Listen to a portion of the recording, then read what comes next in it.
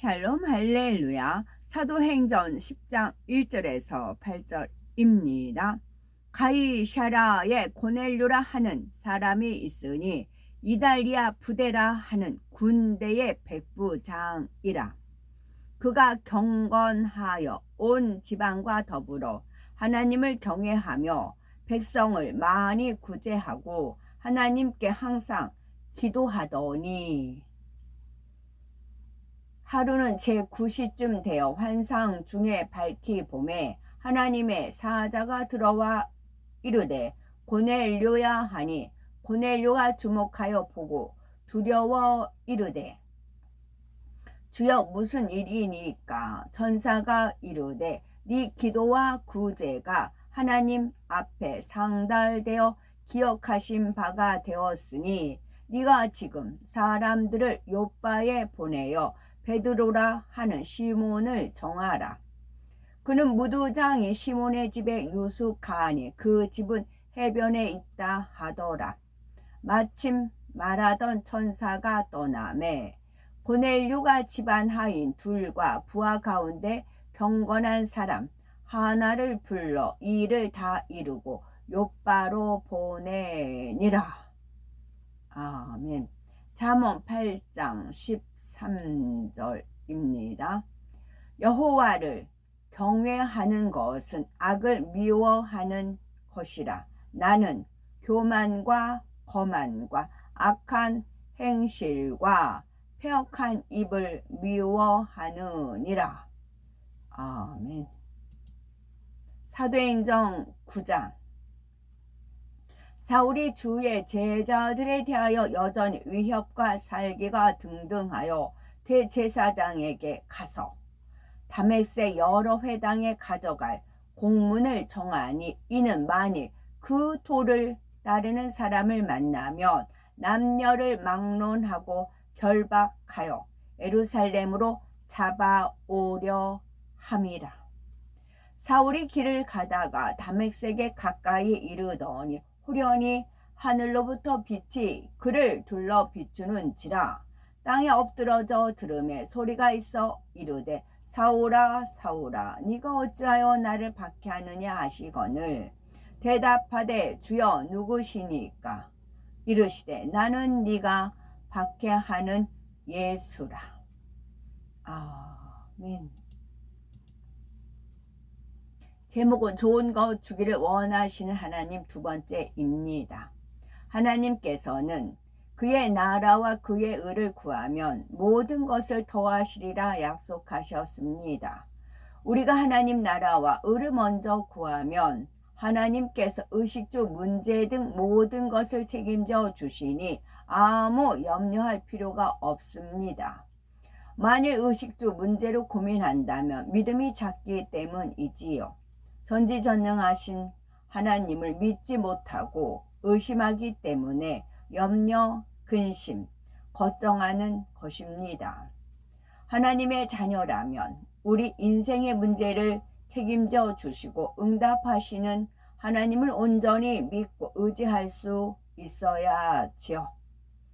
우리가 응답의 하나님을 만나려면 첫째는 끝까지 믿음으로 구하는 행함을 내보여야 한다 하였고, 마가복음 10장에 예수님 앞에 나와서 마음의 소원을 이룬 소경 거지 바디메오를 예를 들었지요. 그는 주변에서 잠잠하라 하는 말에도 움츠려들지 않고 더 큰 소리로 부르짖는 믿음의 행함을 내보임으로 치료를 받았습니다. 둘째는 하나님을 기쁘시게 하는 선을 행해야 합니다. 사도행전 10장을 보면 하나님께서 고넬료의 기도를 들으시고 응답과 축복을 주신 내용이 나옵니다. 고넬료는 당시 이스라엘을 지배하던 로마 군대인 이달리아대의 백부장이었지요. 하나님께서는 고넬료에게 전사를 보내 베드로가 머문 곳을 알려주며 그를 초청하게 하셨습니다. 베드로에게도 환상과 성령의 음성으로서 고넬료의 초청을 허락하고 그 집에 가서 복음을 전하게 하셨지요. 베드로가 고넬료의 집에 가보니 그는 일가와 가까운 친구들까지 모아놓고 사모함으로 기다리고 있었습니다. 베드로가 예수 그리스도와 십자가 구원의 복음을 전하자 성령이 그곳에 모인 모든 사람에게 임하여 고넬료뿐만 아니라 그의 일가와 함께한 친구들까지도 구원받는 놀라운 일이 일어났습니다. 고넬료가 이렇게 축복받은 이유는 사도행전 10장 2절에 그가 경건하여 온 집으로 더불어 하나님을 경외하며 백성을 많이 구제하고 하나님께 항상 기도하더니 라고 말씀한 대로 하나님을 기쁘시게 하는 행함을 보였기 때문입니다. 온 집으로 더불어 하나님을 경외했다는 것으로 보아 그가 가족에게 인정과 사랑을 받으며 신뢰받는 가장이었음을 알 수 있지요. 그러기에 온 가족이 그에게 순종하여 하나 될 수 있었고 그가 하나님을 사랑하니 가족도 본받아 하나님을 사랑하게 된 것입니다.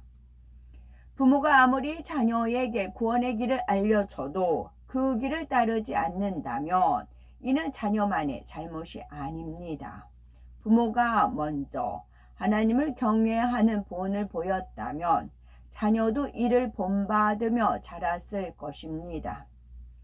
잠언 8장 13절에 말씀하신 대로 하나님을 경외하는 것은 악을 미워하는 것입니다. 부모가 먼저 악은 모양이라도 버리고 선과 진리, 사랑으로 자녀를 대한다면 자녀도 자연히 부모를 닮아갑니다. 그러므로 부모가 먼저 하나님을 경외함으로 악은 모양이라도 버려야 하며 그럴 때 자연히 자녀도 변화돼서 하나님을 경외합니다. 고넬료는 하나님을 경외하며 선과 사랑 가운데 행했기에 가족에게 인정받았고 가족도 그를 따라 하나님을 경외한 것입니다. 또한 고넬료는 백성을 많이 구제하였죠. 하나님을 경외하여 마음의 악을 버리고 선이 가득한 사람은 말이나 행실에서 선이 나옵니다. 상대의 기분을 상하게 하거나 마음을 아프게 하는 말은 하지 않고 평안함과 용기를 주는 말, 따뜻함을 주는 말, 생명으로 인도하는 진리의 말이 나옵니다. 또한 착한 행실, 덕과 사랑을 끼치는 행실이 나오지요. 고넬료는 그러했습니다. 그가 백성을 많이 구제했다 했는데 선함과 덕스러움의 구제라는 행실로 선함과 덕스러움이 구제라는 행실로 나타난 것이지요. 그런데 구제는 물질이 넉넉하다고 해서 할 수 있는 것이 아닙니다. 먼저는 영혼을 사랑하며 궁일이 여기는 마음이 있어야 하지요. 사도행전 10장 22절을 보면 백부장 고넬료는 의인이요 하나님을 경외하는 자라 유대 온 족속이 칭찬하더니 했습니다. 고넬료는 로마의 백부장이면서도 피지배국인 유대 백성을 많이 구제했기 때문에 유대 온 족속에게 칭찬을 받은 것입니다. 사랑 없는 구제는 진정한 구제라 할 수가 없겠죠. 아무리 많은 물질로 구제해도 자기 이름을 드러내기 위한 구제라면 하나님께서 기뻐하시지 않습니다. 마태복음 6장 3절에서 4절에 너는 구제할 때에 오른손에 하는 것이 왼손이 모르게 하여 네 구제함이 은밀하게 하라. 은밀한 중에 보시는 너의 아버지가 갚으시리라 했습니다. 고넬료는 자신을 드러내기 위함이 아니라 영혼들을 사랑함으로 구제했고 이러한 그의 진심이 유대 백성에게 전달되었던 것입니다. 또한 사도행전 10장 4절을 보면 그의 구제와 기도가 하나님 앞에도 상달되어 기억하신 바가 되었다 했는데 그래서 그는 놀라운 축복을 받을 수 있었습니다. 우리도 이처럼 범사에 선을 행하는 것이 중요합니다. 선한 마음을 가지고 있기만 하는 것이 아니라 적극적으로 선을 행하는 것이 응답을 앞당기는 비결입니다. 어려운 처지에 있는 사람을 볼 때 마음으로만 안타까워하는 것과 작은 것이라도 나누며 힘이 되어 주는 것은 매우 다릅니다. 상대가 어떤 것을 잘했을 때 마음으로만 함께 기뻐하는 것과 칭찬과 축하의 말을 하는 것도 다르죠. 작은 선물 하나, 따뜻한 격려의 말 한마디로 표현했을 때와 안 했을 때 많은 차이가 납니다. 그러므로 마음에 있는 선과 사랑을 좀 더 적극적인 말과 행실로 나타내야지요. 하나님께서 이런 행함을 보고 기뻐하시며 응답과 축복을 주실 수 있도록 부지런히 선을 쌓아야겠지요. 세 번째는 믿음으로 정성껏 심어야 합니다. 심은 대로 거두는 것이 자연의 법칙인데 이는 영적으로도 동일하게 적용이 됩니다. 심지 않고 거두려 한다면 하나님을 만홀히 여기는 것이지요. 응답받고자 한다면 믿음으로 하나님 앞에 심어야 합니다. 큰 것을 받으려면 더 많이 심고 더 큰 정성을 내보여야 하지요. 기도로 믿음의 행함으로 심고 봉사와 감사로 심어야 합니다. 자신이 가진 지혜와 능력, 시간을 들여 심어야 하며 네 보물 있는 그곳에는 네 마음도 있느니라 하셨으니 마음을 담아 물질로도 심어야 하지요.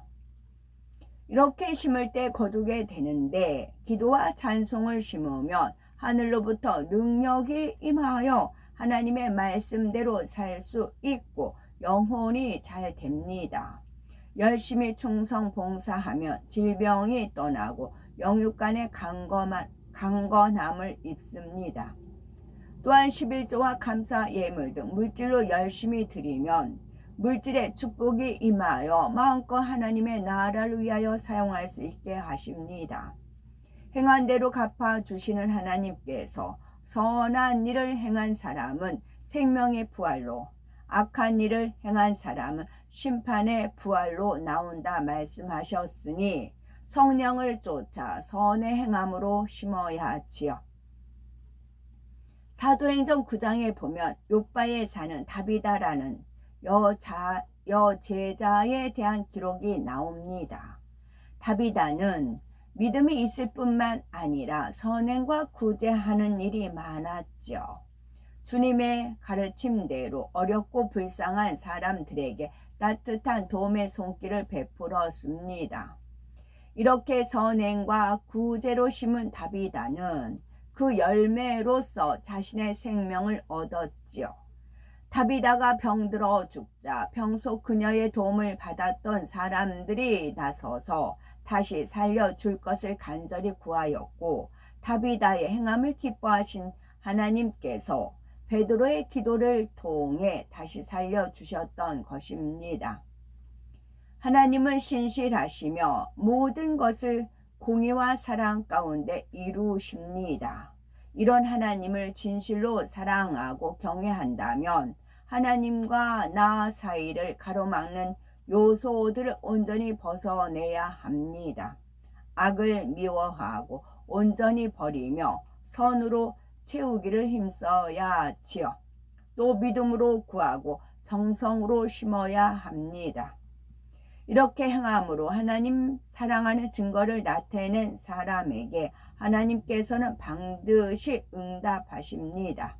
건강, 물질, 명예 등 구하는 것마다 넘치도록 주시고 마음의 소원을 이루어 주시죠. 그러므로 신실하신 하나님을 사랑하고 경외하여 항상 풍성한 축복과 응답을 받아 나가시는 복되고 아름답고 보배로운 우리가 되어야 되겠습니다. 아멘. 아멘. 하나님께서 원하신 올바른 구제는 믿음의 형제가 가난으로 고통받고 있는데 말로만 안타까워하고 행함이 없다면 구제를 할 수 없죠. 진정한 구제는 형제가 어려울 때 내 것을 나누어 주는 것입니다. 혹자는 가진 것이 없는데 어떻게 도와줍니까? 하지만 아무리 생활이 어려워도 자녀가 굶고 있으면 가만히 있을 부모는 없을 것입니다. 마찬가지로 믿음의 형제에게 내 자녀와 같이 행할 수 있어야 하지요. 그러나 무분별한 구제는 옳지 않습니다. 범죄하여 징계를 받아서 어려움 가운데 있는 사람을 구제하거나 게을러서 놀고 돈만 있으면 도박하고 술 마시는 사람을 구제한다면 죄를 짓게 도와주는 것과 같습니다.